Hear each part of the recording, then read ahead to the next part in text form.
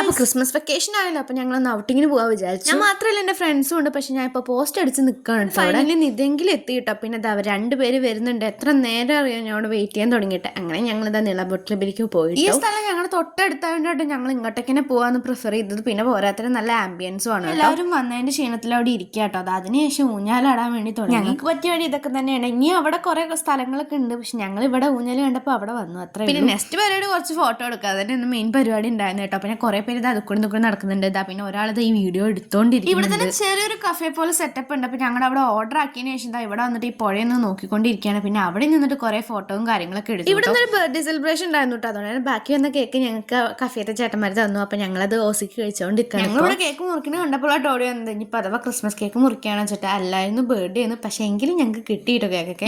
വേറെ ആൾ മരത്തിനെ കെട്ടിപ്പിടിച്ചിട്ടൊക്കെയാണ് ഫോട്ടോയ്ക്ക് പോസ്റ്റ് ചെയ്യുന്നത്. ഫുഡ് വരാൻ സമയം കളയണല്ലോ. അങ്ങനത്തെ ഗൈസ് ഫുഡ് എത്തിയിട്ടുണ്ട്. ഫുഡ് ഉണ്ടായത് ഞങ്ങൾ ലോഡഡ് ഫ്രൈസ് ആയിരുന്നു കേട്ടോ ഓർഡർ ചെയ്തിട്ടുണ്ടായിരുന്നു. ലൈം ഷേക്ക് അങ്ങനെയുള്ള ഐറ്റംസ് ഒക്കെ മേടിച്ചു. ഗൈസ് ലൈമിനെ പറ്റി ഒന്നും പറയാൻ നല്ല ടേസ്റ്റ് ആയിരുന്നു. കുടിച്ചാലും മതിയാവുന്നുണ്ടായിരുന്നില്ല. പിന്നെ അവസാനം ഞങ്ങൾ ഓർഡർ ഒക്കെ ആക്കിയിരുന്നു. പക്ഷെ ഞങ്ങൾക്ക് കിട്ടാൻ കുറേ സമയം എടുത്തോണ്ട് ഞങ്ങൾ വേണ്ടാന്ന് വെച്ചു. അങ്ങനെ മണിയൊക്കെ പേ ചെയ്തിട്ട് ഞങ്ങൾ നേരെ വീട്ടിൽ പോവാണ്. അപ്പൊ ഇത്രയേ ഉള്ളൂ. ബൈ.